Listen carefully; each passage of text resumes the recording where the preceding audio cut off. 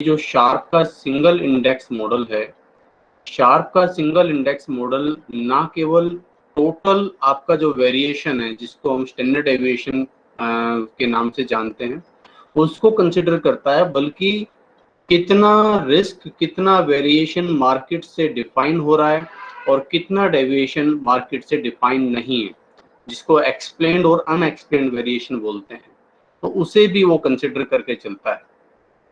तो उस चीज को समझने के लिए, जानने के लिए हमें आज ये देखना है कि जो हमारे रियल डेटा है मार्केट में, ठीक है, पहली बात तो उनको कहाँ से कैसे हम लोग डाउनलोड कर सकते हैं, क्योंकि जो भी हमें रिसर्च पेपर लिखना हो, कोई भी रिसर्च वर्क करना हो, उसके लिए हमें डेटा की जरूरत पड़ेगी।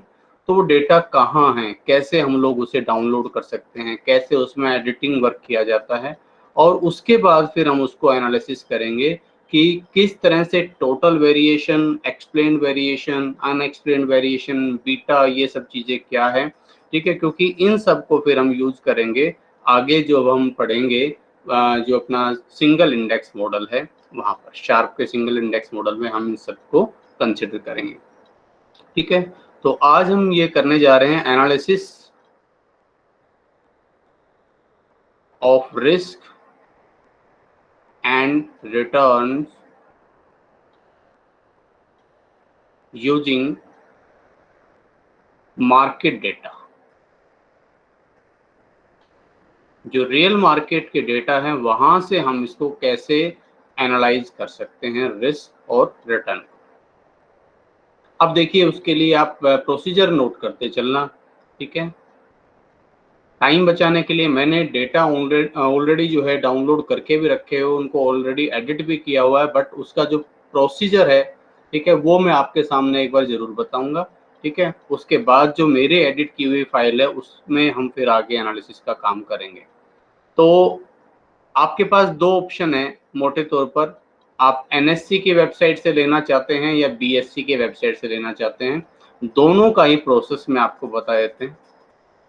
अगर आपको एनएससी के डेटा पर एनालिसिस करना है तो कैसे करेंगे, कहाँ से डेटा मिलेंगे, जरा समझिए। तो ये एनएससी इंडिया मैंने सिंपली टाइप किया, ये NSC national stock exchange of India, ये वेबसाइट ओपन हो गई है मेरे सामने, और आज अभी मार्केट लाइव है क्योंकि अभी 1/12 का 1/13 का टाइम हो रहा है, ठीक है। बट हमें अभी आज जो चाहिए, हम करंट डेटा नहीं, हम पिछले डेटा ले रहे हैं, हिस्टोरिकल डेटा, ठीक है। तो हिस्टोरिकल डेटा के बेस पर हम लोग रिटर्न्स निकालना चाहेंगे, तो वो कैसे आप लोग ले सकते हैं। तो एनएससी की वेबसाइट ओपन की, इसमें आप यहाँ देखिए जो मेन्यूज हैं, इनमें सबसे लास्ट वाला मेन्यू रिसोर्स, ठीक है, रिसोर्सेज पर आप क्लिक करेंगे। रिसोर्सेज में फिर आपको ये नजर आएगा, देखिए डाउनलोड्स, ठीक है। एक मिनट, ये कुछ काम कर रहा है। रिसोर्सेज, और रिसोर्सेज में आप देख पा रहे हैं डाउनलोड्स, ठीक है।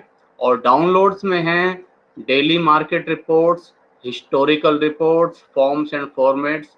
इसमें हमें चाहिए हिस्टोरिकल रिपोर्ट्स, क्योंकि हमें हिस्टोरिकल डेटा चाहिए। हिस्टोरिकल डेटा पर मैंने क्लिक किया और यहाँ से आपको सारे हिस्टोरिकल डेटा अवेलेबल हो जाएंगे, ठीक है। स्क्रॉल कैसे करूँ मैं इसको, इसमें चलिए एक मिनट, तो स्क्रॉल वाली ये जो मुझे नज़र नहीं आ रही थी। चलिए, अब ये आपने हिस्टोरिकल रिपोर्ट्स जो है इसको ओपन किया। अब इसमें अगर आप यहाँ देखेंगे तो आपको नज़र आ रहा है इंडिसेस, ठीक है। ये हो सकता है आपको मेरी पूरी स्क्रीन नज़र नहीं आ रही हो, तो इंडिसेस में आप जाएंगे और यहाँ पर आपको हिस्टोरिकल इंडेक्स डेटा मिलेगा, ठीक है। हिस्टोरिकल डेटा, ये आगे सब सब जो डेटा है एनालिसिस पर्पज से, लेकिन अभी मैं बिल्कुल सिंपल सी बात, जो शार्प कहता है कि एक इंडेक्स को उठा लीजिए और एक सिक्योरिटी को उठा लीजिए, उन सिक्योरिटीज के रिटर्न्स का एसोसिएशन इंडेक्स के रिटर्न्स के साथ देख लीजिए, और उससे हमें क्या सुविधा होगी कि अलग अलग सिक्योरिटीज का जो अलग अलग कोवेरिएंस, कोरिलेशन हमें निकालना पड़ रहा था, उसकी हमें जरूरत नहीं पड़ेगी, ठीक है। तो अभी मैं जस्ट आपको सिर्फ उतना बता रहा हूं कि वो काम कैसे करना है। तो यहां से आप गए हिस्टोरिकल डेटा पर, क्लिक हियर, यहाँ पर मैंने क्लिक किया इसको, ठीक है। थोड़ा ये देखिए, इसके बाद आपको आगे ये नजर आ जाएगी, select the index you want. कौन सा इंडेक्स आपको चाहिए। अब निफ्टी में भी जो है निफ्टी 50 है, निफ्टी नेक्स्ट 50 है, मतलब जो 50 इंडेक्स है उनसे अगले 50, ठीक है। Nifty mid cap, Nifty 100, Nifty 200, ठीक है। अभी सिर्फ हम जो निफ्टी 50 जो सबसे ज्यादा पॉपुलर है उसी को ले रहे हैं। इसके बाद आपके पास ऑप्शन आएगा select time period. Time period डालते समय ध्यान रखें, एक बार में आपको 1 साल की रेंज का डेटा मिल सकता है। 1 साल से अधिक डेटा चाहिए तो पहले आप 1 साल का निकालो, फिर 1 साल का पीछे का निकालो, फिर तो उसको फिर आपको क्लब करना पड़ेगा। फिलहाल हम अभी 1 साल के डेटा से ही काम चला लेते हैं। आज तक का डेटा हम ले लेते हैं, ठीक है। आज है 16 जून, ठीक है। तो 16 जून मैं अब ऐसा करता हूँ कि 1 जुलाई से लेकर, ठीक है, 1 जुलाई 2020 से लेकर 16 जून 2021 तक का डेटा ले लेता हूँ, ठीक है, ताकि याद रखने में भी हमें असुविधा ना रहे। तो 1 जुलाई 1/7/2020 और यहां से हमें लेना है आज तक का। ले लेते हैं, आज तक का तो नहीं मिल पाएगा क्योंकि जो है अभी तो मार्केट लाइव है। तो कल तक का, 15 जून तक का, 15 जून 15/06 और 2021, ठीक है। ये डेटा मैंने ले लिया। डेट भी ऐसी ले ली कि याद रहे, ठीक है। 1 जुलाई से शुरू करके और 15 जून तक ले रहे हैं हम लोग। सिंपली आपको करना है गेट डेटा। ये आपके इंटरनेट की स्पीड पर डिपेंड करता है कि कितनी जल्दी फिर ये डेटा मिलता है आपको। ये पूरा डेटा मिल गया, लेकिन अब यहाँ हम कोई काम, इस पर कोई एनालिसिस नहीं कर सकते। तो सबसे लास्ट में नजर आ रहा होगा आपको download file in CSV format. इस फाइल को CSV फॉर्मेट में डाउनलोड कर लीजिए। ये डाउनलोड होकर इस तरह से ओपन हो जाएगी, ठीक है। और इसको अपने एक्सेल में सेव कर लो, या चलो इसको मैं सेव कर देता हूँ, सेव एज कर देता हूँ, बल्कि सेव एज मैंने ले लिया मार्केट डेटा एनालिसिस, ठीक है। और इसको मैं अभी डेस्कटॉप पर ही सेव कर देता हूँ। ये मैंने सेव कर दिया, ठीक है।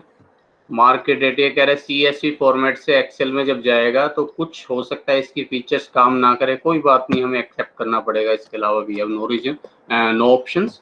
तो ये मैंने इसको यहाँ पर जो है सेव कर दिया है। अब इसके बाद वापस हम वहीं चलते हैं, ठीक है। और अब मुझे साथ में चाहिए डेटा किसी कंपनी का, ठीक है। अब यहाँ एनालिसिस जो मैंने कराया था आपको, एक बार मैंने इन्वेस्टमेंट मैनेजमेंट में भी रियल मार्केट डेटा पर काम करवाया था। वहां हमने मारुति के डेटा लिए थे, अगर आपको ध्यान हो तो, ठीक है। आज मैं थोड़ा सा चेंज करके मैं इसमें जो है डेटा ले लेता हूँ। अशोक लीलैंड कंपनी है, एक और ऑटोमोबाइल कंपनी, उसका मैं डेटा मैंने, क्योंकि ऑलरेडी मैंने वो डाउनलोड किया हुआ है, फिर मैं उसी पर काम करा पाऊंगा, मेरा थोड़ा टाइम बच जाएगा। तो मैं उसी को डाउनलोड करना आपको बताता हूँ कैसे करना है, ठीक है। ये NSE, वहीं पर हम आ गए हैं। रिसोर्सेज में देखिए, मैं दोबारा से आपको बता देता हूँ पूरा। वहीं पर रिसोर्सेज में डाउनलोड्स में हिस्टोरिकल रिपोर्ट्स, और हिस्टोरिकल रिपोर्ट्स में तब तो हमने ये इंडिसेस लिए थे, ये वाले, ठीक है। नीचे ETF है, इसके नीचे एक्सचेंज ट्रेडेड फंड, और उसके नीचे SME है, ठीक है, सिक्योरिटीज। यहाँ लिख भी रखा है security wise historical price volume data. अगर आपको चाहिए तो उसके लिए क्लिक हेयर, यहाँ क्लिक कर दीजिए, ठीक है। अब ये पूछेंगे कि सिंबल बताओ। सिक्योरिटी का सिंबल आपको पता होना चाहिए, नहीं पता तो आप सर्च करके देख सकते हैं सिक्योरिटी का सिंबल क्या है, ठीक है। अब जैसे मैं अशोक ASHOKLEY, इसका सिंबल है अशोक लीलैंड का ASHOKLEY, ठीक है। सीरीज, ये सीरीज कई तरह की इसमें सीरीज होती है। कुछ सीरीज ऐसी होती है जो रिटेलर्स के लिए है, कुछ सीरीज ऐसी है जो ओनली FII के लिए है, कुछ ऐसी है जो केवल जो आपके जो प्रमोटर्स हैं उनके लिए हैं। ठीक है, तो फिलहाल हम अभी ऑल सभी को सेलेक्ट कर रहे हैं। और यहाँ अगर आपको पीरियड बताना है तो 4 पीरियड आप लास्ट 1 डे 2 डे 3 डे इस तरह से बता सकते हैं, नहीं तो टाइम पीरियड रेंज सेलेक्ट करते हैं तो यहाँ टाइम पीरियड पर आ जाइए। हम उसी तरह से टाइम पीरियड पर आएंगे और ये अपना 1/7/2020 से लेकर और कब तक लिया था 15/6/2021 तक का। ठीक है, और गेट डेटा, ये डेटा हमें मिल गया। ठीक है, अब सिर्फ इतना ही काम नहीं होता, आप देखना अभी इसमें एक चीज आपको मैं और बताऊंगा। ठीक है, डेटा डाउनलोड करने के बाद भी प्रॉब्लम आती है एक। तो अब यहाँ मैंने किया इसको डाउनलोड का ऑप्शन इसमें नीचे नहीं, इसमें शायद ऊपर है, देख लेना भाई। डाउनलोड का ऑप्शन जो है कई बार सबसे नीचे दे रखा होता है, यहाँ दे रखा है download file in CSV format. मैंने कहा हाँ जी, इसको भी डाउनलोड कर लेते हैं।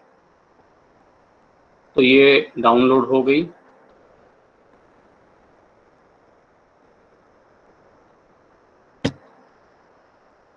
हाँ जी, डाउनलोड हो चुकी थी, मैं देख नहीं पाया इसको। तो डाउनलोड हो चुकी है फाइल, ये एक बार ये ओपन हो जाती है।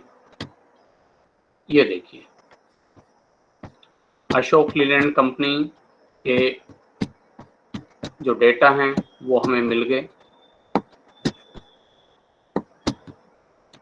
ठीक है, अब ये सब क्या है इसको भी मैं बताऊंगा, उससे पहले कुछ काम हमें और करना है। ठीक है, मैं पहले अब इसको पूरी को कॉपी करके और उसी एक ही फाइल में ले जाता हूँ और फिर मैं आपको बताता हूँ कि क्या प्रॉब्लम इसमें आती है जो हमें और रिजॉल्व करनी पड़ेगी। ये मैंने इसको कॉपी किया और अब मैंने इसको किस नाम से सेव किया था, मार्केट डेटा के नाम से शायद सेव किया था डेस्कटॉप पर, मार्केट डेटा एनालिसिस। हाँ जी,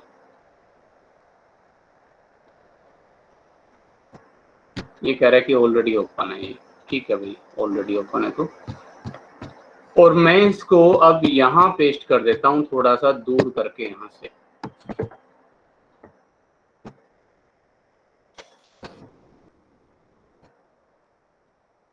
एक बार दोबारा करें।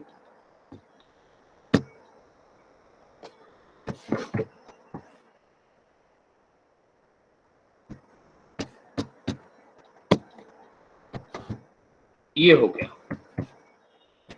अब इसमें कुछ एडिटिंग करनी है, लेकिन देखो सबसे मेन एडिटिंग जिसकी आपको जरूरत पड़ेगी वो ये।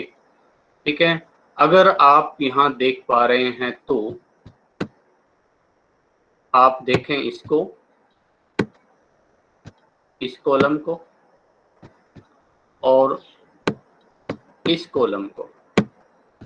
ठीक है, आप यहाँ गौर से देखें, जब हम इंडेक्स वाला डेटा लेते हैं तो वो तो आता है सीक्वेंस में। 1 जुलाई से शुरू किया था तो 1 2 1 जुलाई, हाँ जी 1 जुलाई से हमने शुरू किया था, तो 1 जुलाई 2020 21 22, 1 जुलाई से 2020 से 2 3 4 5 ऐसे चल रहा है। ठीक है, असेंडिंग ऑर्डर में। और यहाँ आया है 15 जून 2000, लेटेस्ट सबसे पहले आया है। सिक्योरिटी का जो डेटा हमने लिया, ठीक है ध्यान से देखना जो मैं बात बताना चाह रहा हूँ आपको, कि जो सिक्योरिटी का जो डेटा है वो तो आ रहा है लेटेस्ट से ओल्ड की तरफ उस सीक्वेंस में, और जो इंडेक्स का डेटा है जो बाय डिफॉल्ट डाउनलोड हो रहा है वो ओल्ड से न्यू। तो अब इस तरह से तो कैसे एनालिसिस करोगे, तो पहला काम तो हमें ये करना पड़ेगा, इस डेटा में थोड़ी सी हमें एडिटिंग करनी पड़ेगी। ठीक है, अब मैं ऐसा करता हूँ, इसमें एक और शीट ओपन कर लेता हूं मैं। ठीक है, और यहां से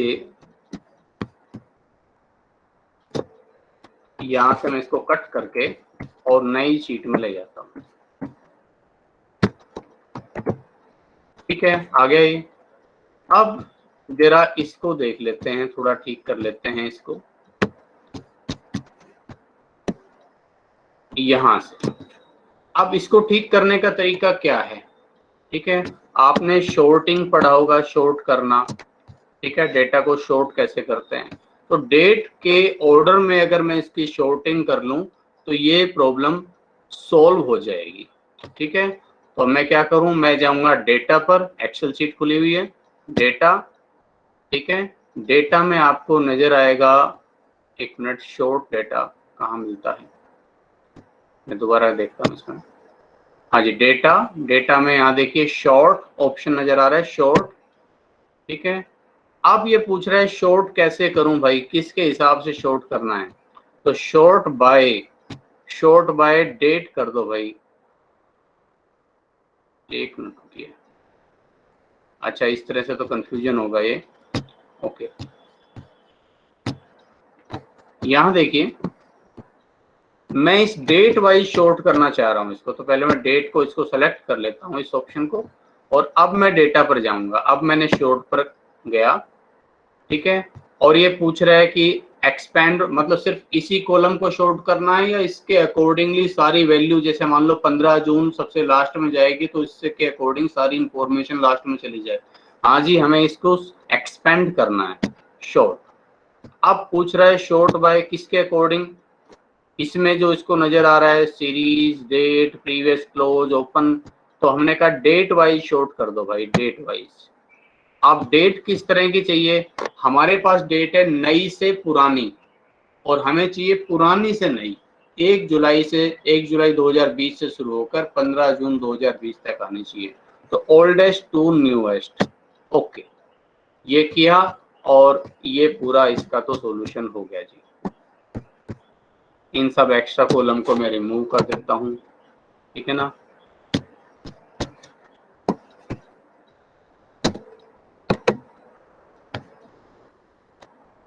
चलिए, नहीं हो पा रहा, डिलीट किए।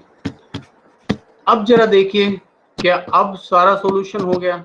अभी भी अगर आप गौर करेंगे तो नहीं हुआ है, ठीक है ना। रीजन क्या है,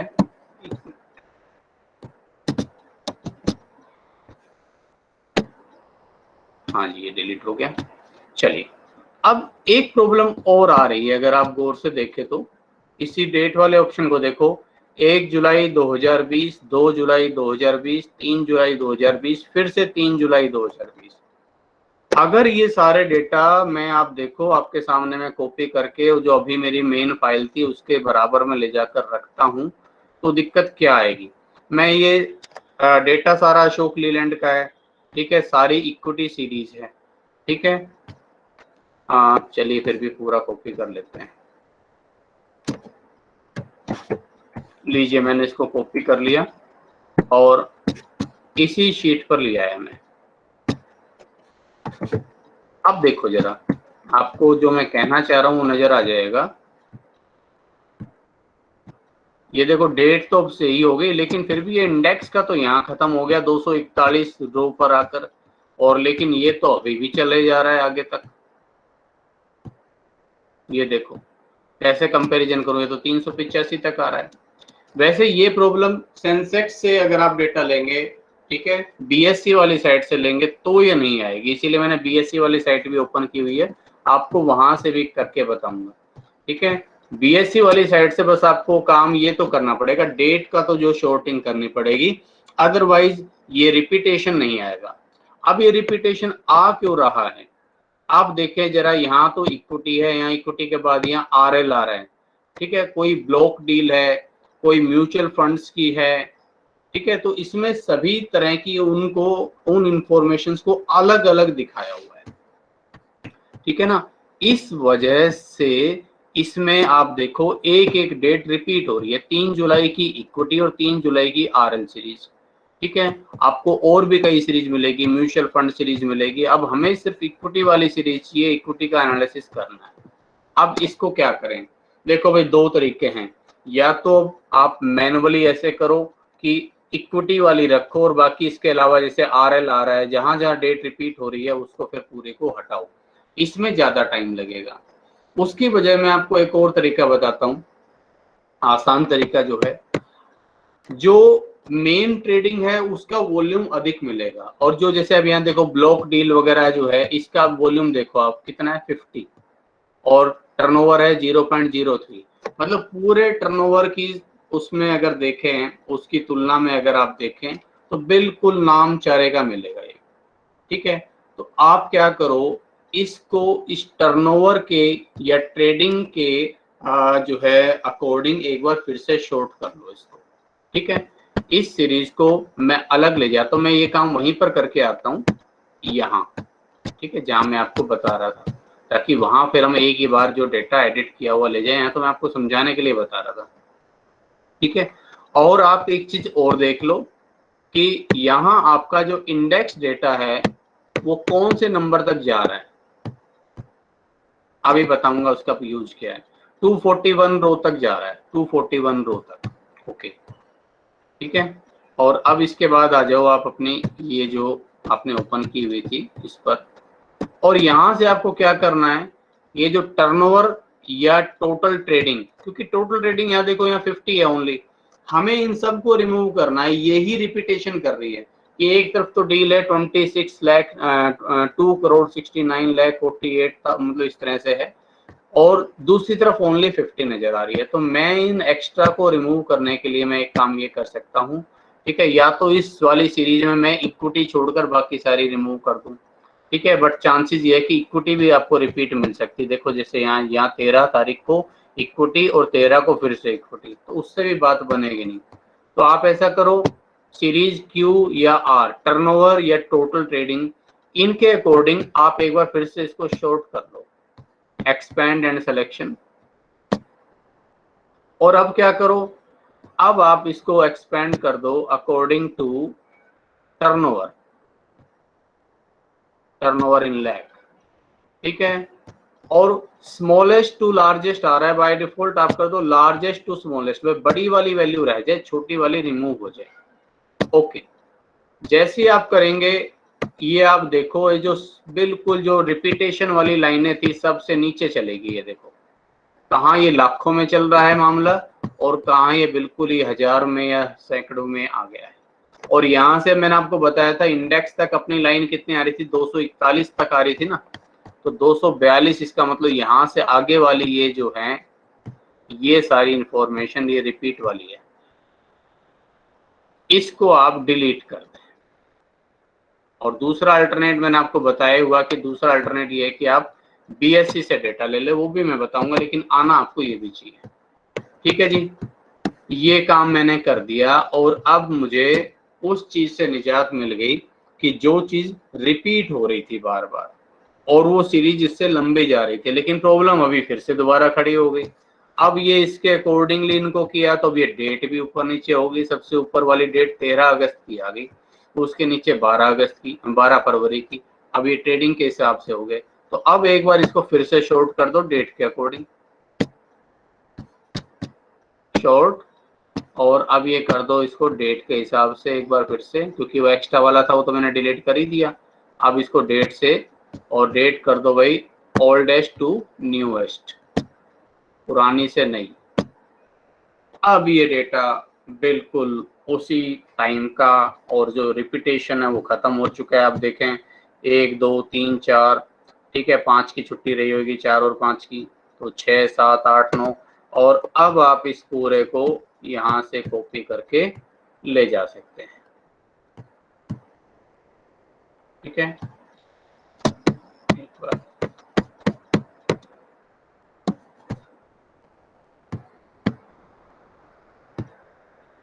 चाहे तो आप कॉलम ही कॉपी कर लेते हैं, वो ज़्यादा आसान रहता। मैंने पहले कॉलम कॉपी करने की कोशिश की थी, सेलेक्ट ठीक से हुआ नहीं। लीजिए ये कॉपी किया मैंने, और अब हम आ गए यहाँ,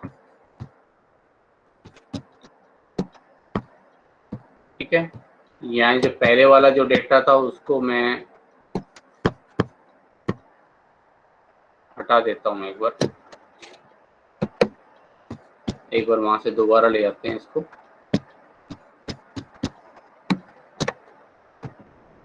कॉपी किया, और अब यहाँ आप इसको पेस्ट कर लो जी। ये डेटा आ गया अशोक लीलैंड का, और सामने वाला डेटा था इसका इंडेक्स का। और अब आप देखो ये डेट भी सही आ गई, ठीक है, सब काम ठीक हो गया। वैसे तो खैर अब हम करने को इस फाइल पे भी काम कर सकते हैं। अब आपके सामने पूरी फाइल जब मैंने बनाई थी, अदरवाइज मैंने खैर वैसे करवाने के लिए फाइल ये ऑलरेडी ओपन की हुई थी रिस्क एंड रिटर्न एनालिसिस के नाम से, पर चलिए अब मैं इसको हटा देता हूँ यहाँ से। जब आपके सामने हमने ये पूरी ये बनाई ली फाइल, तो अब इसी पर काम कर लेंगे आगे एनालिसिस के पॉइंट ऑफ व्यू से। ठीक है, थोड़ा सा इसको सुधार कर लेते हैं इसमें। अब देखो इसमें हमें जो लेना है वो क्या लेना है, डेट की हमें जरूरत पड़ेगी। डेट हमने देख ली, दोनों तरफ डेट बराबर बराबर है। ठीक है, अच्छा ओपन हाई लो क्लोज, ये मैंने आपको बताया। ओपन मतलब जिस प्राइस पर वो ओपन हुआ, हाई मतलब हाईएस्ट वैल्यू कहाँ पर पहुंची, ठीक है, लो मतलब लोएस्ट प्राइस कितना रहा, ठीक है, और क्लोज मतलब कितने प्राइस पर वो क्लोज हुआ। ठीक है, इस तरह से। तो यहाँ पर ये तो है किसका डेटा आ रहा है, ये तो निफ्टी का डेटा है। ठीक है, और ये जो है ये आपका जो डेटा आ रहा है ये अशोक लीलैंड के शेयर का है कि 46 रुपये 95 पैसे पर पिछला क्लोज था, 47 रुपये 55 पैसे पर ओपन हुआ, 48 रुपये 60 पैसे हाई प्राइस का गया, लो प्राइस इतना रहा, लास्ट प्राइस इतना रहा। तो इसमें अब हमें एक बेस लेना पड़ेगा। तो हम ऐसा करते हैं, दोनों का जो क्लोजिंग प्राइस है वो ले लेते हैं। कोई एक बेस तो हमें लेना पड़ेगा क्योंकि इतने सारे पर तो हम काम नहीं कर सकते। तो अब हम ऐसा कर रहे हैं कि सिर्फ जो इनका क्लोजिंग प्राइस है मैं उसको कॉपी करके अलग फाइल पर ले जाता हूं। ये नेक्स्ट यहां पर मैंने इसको पेस्ट कर दिया। अच्छी तरह से ये तो आ गया किसका, ये तो अपने निफ्टी के डेटा आ गए। ठीक है, और अशोक लीलैंड कंपनी का डेटा हमें चाहिए। इसमें क्लोज प्राइस है अपना ये, इसको पेस्ट करके मैं यहां ले आया। ठीक है, ये आपका इंडेक्स डेटा है एनएससी। ठीक है, एनएससी, और इसको मैं नाम दे देता हूं एक्स। ठीक है, और ये है आपका अशोक लीलैंड सिक्योरिटी, और इसको मैंने नाम दे दिया वाई। ठीक है, और अब जरा देख लो कोई गड़बड़ तो नहीं है डेटा में। सिर्फ डाउनलोड करना ही काफी नहीं होता डेटा को, उसको एनालिसिस करने लायक भी बनाना पड़ता है। देखो बिल्कुल बराबरी पर आ रहे हैं, काम चलेगा बिल्कुल। एक बार मैं आपको फटाफट ये और बता दूं, जब अगर आप इतने झंझट में नहीं पढ़ना चाहते हैं, एनएससी के डेटा में काफी सारा आपको काम करना पड़ गया, अगर आप इतना मेहनत नहीं करना चाहते हैं, ठीक है, तो आप क्या कर सकते हैं, तो आप भाई एनएससी के बजाय बीएससी पर आ जाइए। ये बीएससी की साइट मैंने ऑलरेडी ओपन की हुई है, आप देख पा रहे हैं बीएससी की साइट। यहां से आप देखें मार्केट डेटा मिलेगा आपको ऊपर, मार्केट डेटा। ठीक है, मार्केट डेटा में आपको सारी हिस्टोरिकल इंफॉर्मेशन मिल जाएगी, और यहां से अब ध्यान रखना, यहां जो इंडेक्स डेटा मिलेगा वो इंडेक्स होगा सेंसेक्स का, थोड़ा थोड़ा चेंज मिलेगा। ठीक है, जैसे ये आपको जो निफ्टी का जो मिल रहा है, ठीक है, आप एक बार जरा यहाँ आए, पहले इधर देखें, उससे आपको पता चलेगा जो मैं कहना चाह रहा हूँ। बीएससी सेंसेक्स कितना पॉइंट दिख रहा है आपको, 52,561। ठीक है, तो इसलिए अब इसके जो इंडेक्स डेटा है वो इस तरह से मिलेंगे, 40,000 45,000 50,000 इस रूप में मिलेंगे। ठीक है, तो अब जो डेटा आपको लेना है फिर इसी का लेना, फिर इंडेक्स भी और ये भी। ठीक है, दोनों ठीक है, डेटा कोई भी ले सकते हैं, उसमें कोई प्रॉब्लम है नहीं। तो एक मिनट, बीएससी डेटा, और यहाँ पर हम थे मार्केट डेटा।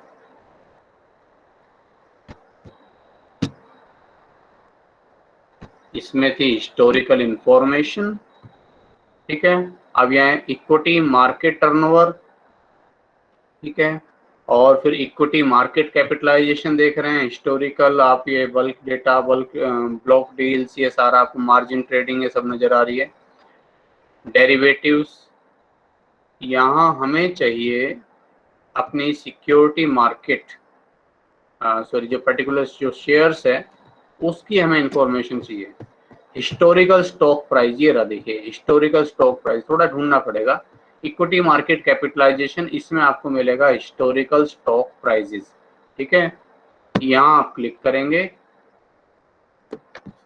और यहाँ अब आपको ऑप्शन इक्विटी का, म्यूचुअल फंड्स का, डेट का कौन सा चाहिए, इधर आपको सिंबल डालना है। जैसे वैसे ही अशोक लीलैंड लिमिटेड आ ही रहा है, मैंने डाल दिया इसमें। ठीक है, और डेटा किस तरह का चाहिए, इसमें आपके पास ज़्यादा वाइड रेंज है, डेली डेटा भी दे देगा, मंथली भी दे देगा, ईयरली भी दे देगा। ठीक है, तो डेली डेटा हम ले रहे हैं, डेली वाला ही लेते हैं।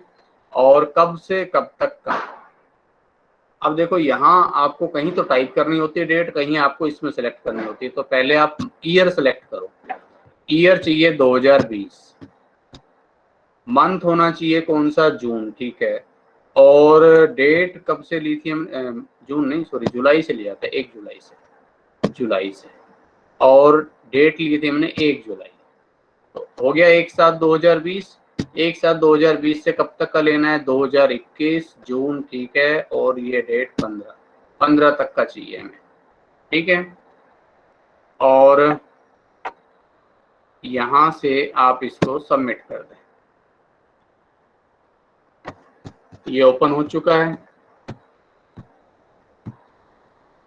एक मिनट, शायद कुछ इश्यू है सिक्योरिटी सिंबल को लेकर। अशोक लीलैंड लिमिटेड, एक साथ 2020 से 15/6/2021।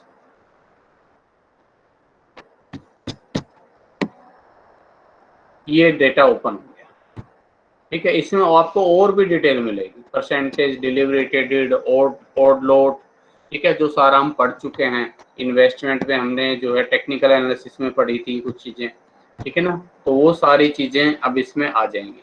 और ये कहता है kindly download the CSV file to view all records. बस मैं तो आपको एक बार ये करके दिखाऊंगा, बाकी तो काम मेरा लगभग हो चुका है। उसमें फाइल अपनी तैयार है, वहीं पर काम करेंगे हम। लेकिन ये ध्यान रखना, अगर आप सिक्योरिटी के डेटा यहाँ से लो तो फिर जो इंडेक्स के डेटा भी यहीं से लेना। ठीक है, थोड़ा सा मतलब एक उधर से और एक उधर से, वो थोड़ा कंफ्यूजन करेगा, क्योंकि वैसे तो माइनर साइड डिफरेंस मिलता है आपको। अब यहाँ आप देखो, बस यहाँ एक कमी तो है, यहाँ पर भी लेटेस्ट डेटा पहले आया है। इंडेक्स का करोगे तो इंडेक्स में यहाँ पर भी आपका 1 जुलाई से शुरू होगा और ये उल्टा शुरू हो रहा है। तो इसको तो ठीक करना अपना, बिल्कुल आपको पता है कि एक्सेल में बिल्कुल बाएं हाथ का काम है। शॉर्ट पर जाइए, शॉर्ट में आप कर दीजिए sort by date. Sort by date कहाँ गया, डेट सबसे ऊपर है। ठीक है, और ओल्डेस्ट टू न्यूएस्ट ये करते हैं, पूरा हो गया। ठीक है, और अब यहाँ देखो कोई रिपीटेशन नहीं है। मैं अगर अब आपको दिखाने के लिए ये क्लोज प्राइस लेना है बस मुझे, तो यहाँ तक का बस मैं एक बार कॉपी करके वहाँ उसके सामने ले जाके दिखा भी देता हूँ आपको उस फाइल पर। यहाँ तो नहीं लेते, यहाँ देखो, ये देखिए,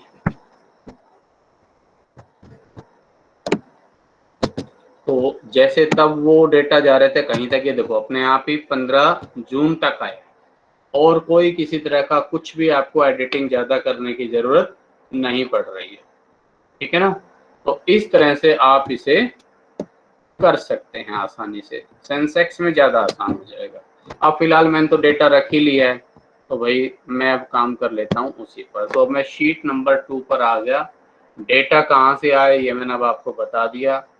इंडेक्स एक्स के प्राइजेज हैं। ठीक है, इंडेक्स एक्स है, इंडेक्स मैंने लिख दिया NSE प्राइस, NSE प्राइस, ये NSE वैल्यू लिख दो, NSE इंडेक्स। और सिक्योरिटी ये है Ashok Leyland price, security price.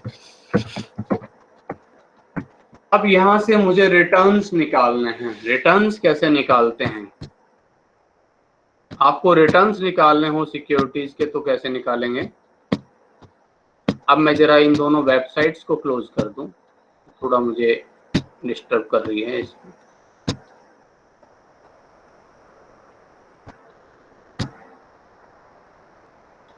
ठीक है, टिल देन जब तक ये ओपन हो अब देखिए, हमें जो कोई भी सिक्योरिटी है, ठीक है, उससे अगर हमें रिटर्न्स निकालने हो तो कैसे निकालेंगे? रिटर्न्स निकालने का बड़ा सिंपल सा तरीका रहेगा कि पिछला प्राइस और इस बार का जो प्राइस है, आज का जो प्राइस है, ठीक है, रिटर्न्स निकालना है। सिंपली करिए P1 divide by P0 minus 1, ठीक है। कल शेयर का प्राइस था 10 रुपया, आज उस शेयर का प्राइस हो गया 11 रुपया, तो उसने कितना रिटर्न दिया? 10 माइनस 11, कितना रिटर्न दिया भाई? 1 रुपए का रिटर्न दिया। 1 रुपए का रिटर्न किस पर दिया? 1 डिवाइड बाई 10, 10 रुपए पर गुना 100, कितना आया? 10% रिटर्न। सिंपली हम कैसे कर सकते हैं इसको कि 11 रुपए हो गया, पहले था 10 रुपया, तो 11/10 यानी कि 1.1 माइनस 1, तो वैल्यू कितनी आ जाएगी? 0.1, और 100 से गुना कर दो तो परसेंटेज में कितना आ जाएगा? 10%, ठीक है। तो P1 divide by P0 minus 1 और मल्टीप्लाई 100, इससे हमें उन सारे पीरियड्स के रिटर्न्स आ जाएंगे कि आज रिटर्न कितना है, कल रिटर्न कितना है, परसों का रिटर्न कितना है, हर दिन का रिटर्न हमें पता चल जाएगा।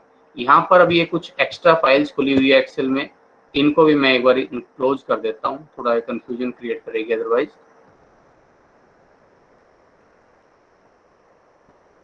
एक्सेल की कई फाइलें खुली हुई है, तो मार्केट डेटा एनालिसिस को छोड़कर मैं बाकी सबको क्लोज कर रहा हूँ यहाँ।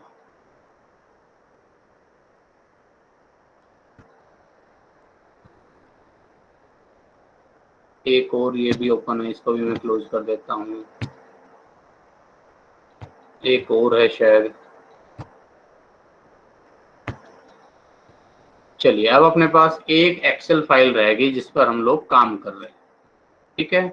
अब यहाँ मुझे रिटर्न्स चाहिए, तो रिटर्न्स एक्स, रिटर्न्स एक्स मतलब सेंसेक्स के रिटर्न, रिटर्न्स वाई मतलब सिक्योरिटी के रिटर्न। सेंसेक्स के रिटर्न से सिक्योरिटीज का रिटर्न किस तरह से एसोसिएटेड है? हाउ कैन वी डू, कैसे कर सकते हैं, ठीक है। इक्वल टू, अच्छा पहले वाले अब यहाँ नहीं निकाल पाएंगे पहले बार वाले का, क्योंकि पिछला वाला यहाँ, इससे पिछला हमारे पास मौजूद नहीं, तो हमें यहाँ से करना पड़ेगा ये, ठीक है जी। तो मैंने किया यहाँ इक्वल टू का सिंबल लगाया, इक्वल टू, और उसके बाद ब्रैकेट, यहाँ से मैंने कहा कि 10,551.7, ये T1 मेरे लिए ये वाला प्राइस है, बाद वाला, डिवाइड करो इसको पिछले वाले प्राइस से, ओके, ठीक है, माइनस करो इसमें 1, ठीक है, और ब्रैकेट कर दो 1, मल्टीप्लाई कर दो 100 से, ठीक है, देखते हैं कितना आता है, 1.66341, ठीक है। एक बार मैनुअली चेक कर लेते हैं इसको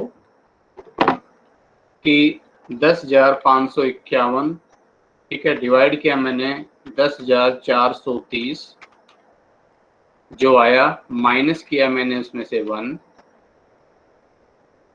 और गुना कर दिया 100, तो 1.16, हाँ जी बिल्कुल ठीक है। तो ये हो गया। अब यहाँ तो हमें बार बार फॉर्मूला लगाने की जरूरत नहीं, इसको आप कर दीजिए, ऑटोमेटिकली पूरे को उसी ढंग से कर देगा।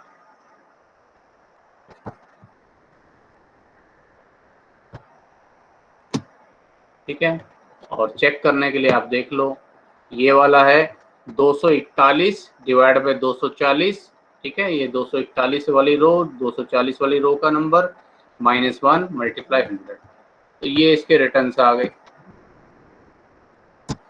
अब रिटर्न्स y के कैसे निकालें? उसी ढंग से निकालना है भाई, इक्वल टू, और यहाँ ब्रैकेट लगा देता हूँ मैं पहले, ये वैल्यू 49.1 डिवाइडेड बाई पिछली वैल्यू -1, ब्रैकेट करिए बंद और मल्टीप्लाई कर दीजिए 100 से, ठीक है, और इसको फाइंड आउट करें नीचे।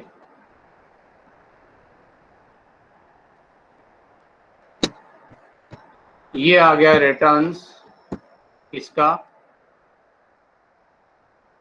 y का, ठीक है, x का रिटर्न और y का रिटर्न। ठीक है जी, मैं इसको यहाँ लिख देता हूँ, एक बल्कि फाइल और बना लेते हैं जहाँ सिर्फ रिटर्न्स लिखने हैं। रिटर्न्स x,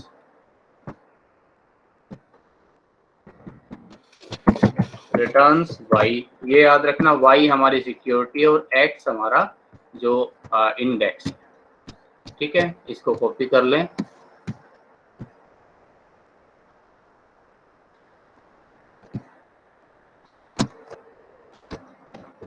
अब यहाँ जब आप पेस्ट करें तो एक काम और कर लें।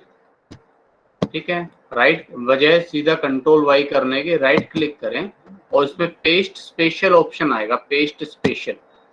तो वहां से आप क्या करें, ऑल होगा बाय डिफॉल्ट, ऑल की बजाय ओनली वैल्यू को सिलेक्ट कर लें, क्योंकि अगर आप ऑल को लेंगे तो उसमें फॉर्मूला लगा लगाया मिलेगा और जैसे ही आप कोई चेंज करेंगे तो ऑटोमेटिक वहां उस फाइल में कुछ चेंज होगा तो ऑटोमेटिकली यहाँ चेंज हो जाएगा। ठीक है, तो केवल वैल्यूज, ओनली वैल्यूज हमें चाहिए, अब इन्हीं पर काम करना है, तो वैल्यू। ठीक है, कई बार आपको क्या करना पड़ता है कि जो रो वाइज आपने सेलेक्ट किया है उसका कॉलम बनाना होता है, कॉलम को रो, तो आप यहाँ ट्रांसपोज ऑप्शन पर जाएं, ट्रांसपोज पर क्लिक कर देना, रो वाइज जो डेटा है उसका कॉलम बन जाएगा, कॉलम वाइज जो डेटा है उसका रो बन जाएगा। फिलहाल मुझे ट्रांसपोज की जरूरत नहीं है, कॉलम है, कॉलम रूप में चाहिए। ओके, मैंने कर दिया। इसी तरह से वाई के रिटर्न्स भी मैं ले आता हूँ यहाँ।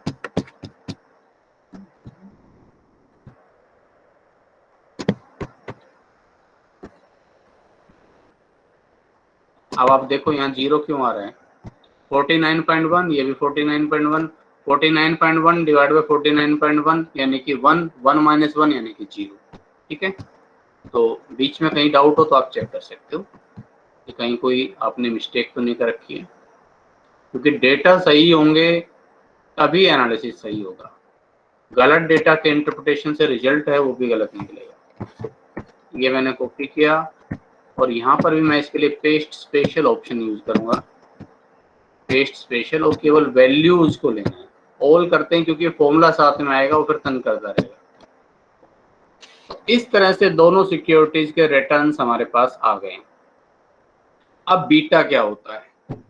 ठीक है, बीटा निकालने का एक तो मैं शॉर्टकट तरीका बताता हूं आपको। ठीक है, बाकी फिर पूरा स्टैटिस्टिकल एनालिसिस फॉर्म में करेंगे, वो मैं सोच रहा हूँ कि ऑलरेडी ये काफी लंबा लेक्चर हो चुका है, उसको मैं फिर सोच रहा हूँ कि नेक्स्ट लेक्चर में कराऊं आगे का एनालिसिस। ठीक है, लेकिन वो होगा तब जब आप पहले पिछला ये सारा आपको समझ में आ जाएगा तब। बाकी मैं एक लाइन में अगर आपको बीटा निकालना बताना चाहूँ तो बीटा क्या होता है, बीटा निकालने के लिए आपको सीधा सा फॉर्मूला लगाना है स्लोप का, सिर्फ बीटा निकालना हो तो फॉर्मूला में ये आप सिंपल टाइप करें, स्लोप इक्वल टू करके स्लोप टाइप कर दें। देखिए, इक्वल टू SLOPE, स्लोप। ठीक है, क्योंकि अब यहाँ देखो किसका निकालना है और किस पर निकालना है, स्लोप y का x पर। सिक्योरिटी का रिटर्न मार्केट के रिटर्न से कितना अफेक्ट होता है, तो सिक्योरिटी y के रिटर्न्स को x पर निकालना है। ठीक है ना, तो पहले ये बता भी रहा है आपको, नॉन y और फिर नॉन x। तो नॉन y जो है इसको ले लीजिए,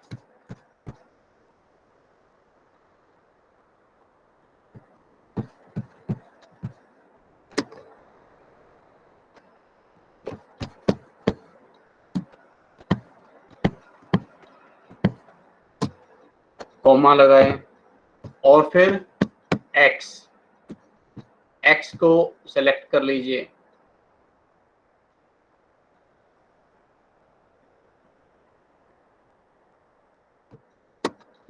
और ब्रैकेट कर देंगे हम बंद।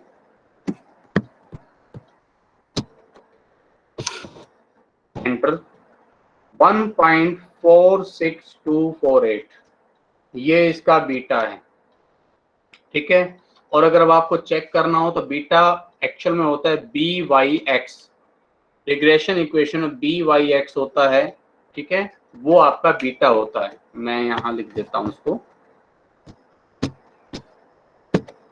Regression equation y on x में आपने रिग्रेशन कोफिशिएंट निकाला होगा ना, बी वाई एक्स, जो कि होता है r standard deviation y divide by standard deviation of x, या आपने ऐसे निकाला होगा summation of small x y divide by summation of small x square, ठीक है। और स्मॉल एक्स वाई का मतलब होता था summation of x minus x bar, actual mean से deviation, y minus y bar, यहाँ पर भी एक्चुअल मीन से deviation, divide by summation of x minus x bar का स्क्वायर, ठीक है। ये है आपका b y x regression coefficient. Manually अगर आप यहाँ निकाल कर देखना चाहें देख लीजिए, मैं तो खैर कराऊंगा इसको, नेक्स्ट सेक्शन में हम ये करेंगे ही, तभी तो हम एनालिसिस करना सीख पाएंगे, ठीक है। बट अभी फिलहाल जो मैं कर रहा हूँ इसमें मैं आपको सीधा एक रिग्रेशन इक्वेशन निकाल कर दिखा देता हूँ। यहाँ पर रिग्रेशन इक्वेशन एक्सेल में कैसे निकालते हैं, ठीक है, उस पर काफ़ी बार हम लोग बात कर चुके हैं, समझ चुके हैं, काफ़ी सारे लेक्चर्स कोरिलेशन और रिग्रेशन पर हो चुके हैं। तो हम जाएंगे डेटा, डेटा पर डेटा एनालिसिस, ठीक है, डेटा एनालिसिस, ठीक है। डेटा एनालिसिस में आप जब देखेंगे तो आपको लेना है, सिलेक्ट करना है रिग्रेशन, ओके।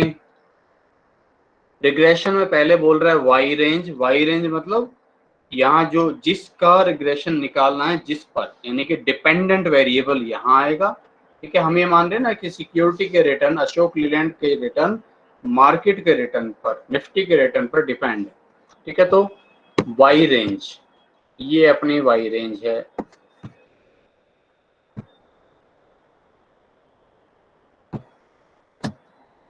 ठीक है। और अब input x range, x range होता है इंडिपेंडेंट वेरिएबल, इसको भी चलिए सेलेक्ट करते हैं,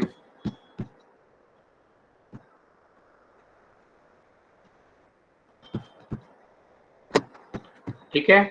और जब आप जैसे ऊपर हेडिंग लिखी हुई है एक्स वाई रिटर्न्स, तो वहां लेबल पर जरूर टिक किया करो कि हाँ भाई मेरे पास इसमें जो पहले वाला जो रो है वो लेबल है, वो सिर्फ उसका नाम है, ठीक है। और अभी तो मैं इसमें से रेजिडुअल्स वगैरह कुछ नहीं ले रहा हूँ, बाकी नेक्स्ट लेक्चर में कराऊंगा तो रेजिडुअल्स लेकर फिर आपको बताएंगे, क्योंकि रेजिडुअल्स ही तो आपका अनएक्सप्लेन्ड वेरिएशन रह जाता है, और जो एक्सप्लेन्ड वेरिएशन है वही तो आपका जो है जिसको हम सिस्टमेटिक रिस्क बोलते हैं, ठीक है। और अनएक्सप्लेन्ड वेरिएशन जो रह जाता है वो आपका अनसिस्टमेटिक रिस्क है, उसी में तो हम इसको तोड़ेंगे, तो उस पर बाद में आएंगे। फिलहाल मैंने इसको कर दिया ओके। और यहाँ अब आप गौर से देखें, ये जो रिजल्ट आया है,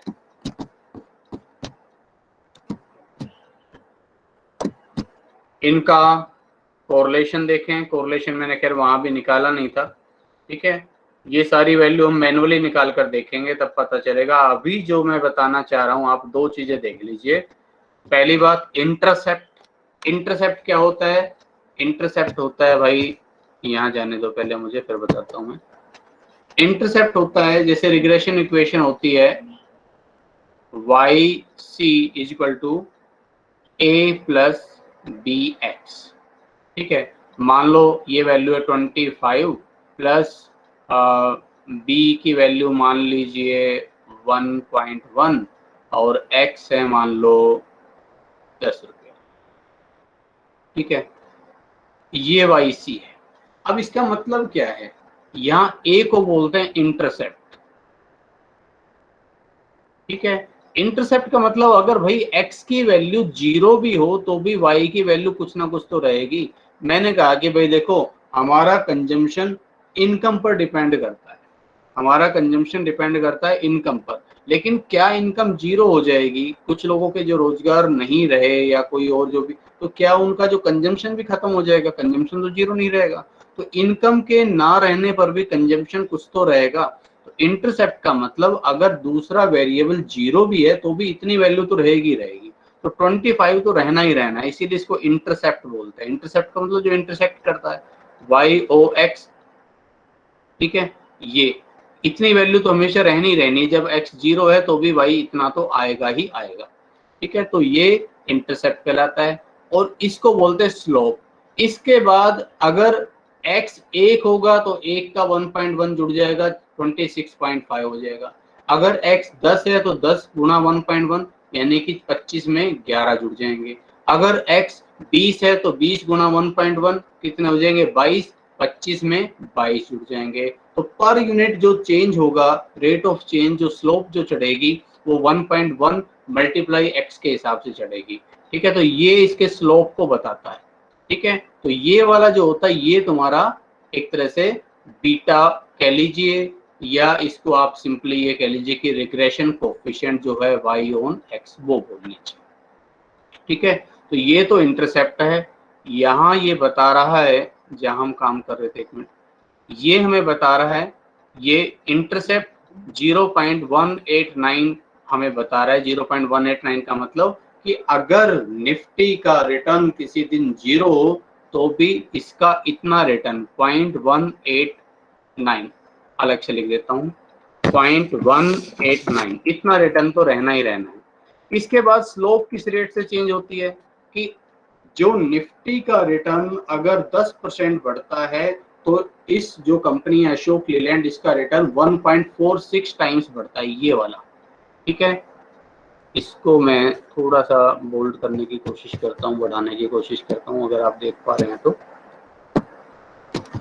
गौर से देखिए। 1.462 और हमने जो निकाला था वो कितना आ रहा था, 1.462 ही था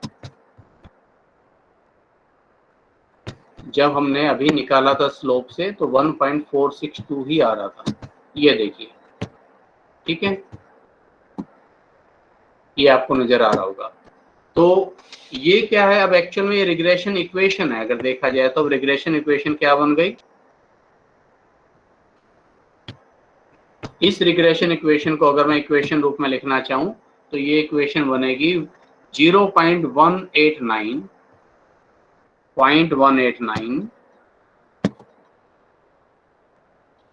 YC यानी कि अशोक लीलैंड का रिटर्न है 0.189 प्लस 1.46 आगे समथिंग जो भी था और मल्टीप्लाई x।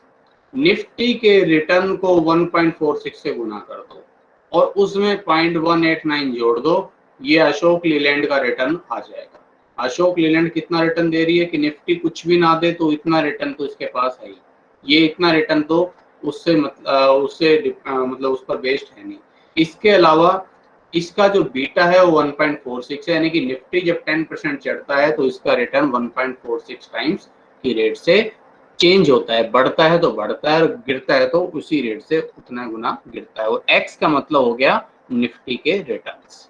ठीक है, तो ये आपको दोनों तरह से हमने बता दिया। अब इसको मैनुअली करके और फिर सिस्टमेटिक और अनसिस्टमेटिक, एक्सप्लेन और अनएक्सप्लेन में कैसे तोड़ा जाता है वो हम नेक्स्ट लेक्चर में करेंगे। ठीक है, आज के लिए इतना मेरे ख्याल में काफी है, बाकी नेक्स्ट लेक्चर में हम लोग करेंगे। ठीक है।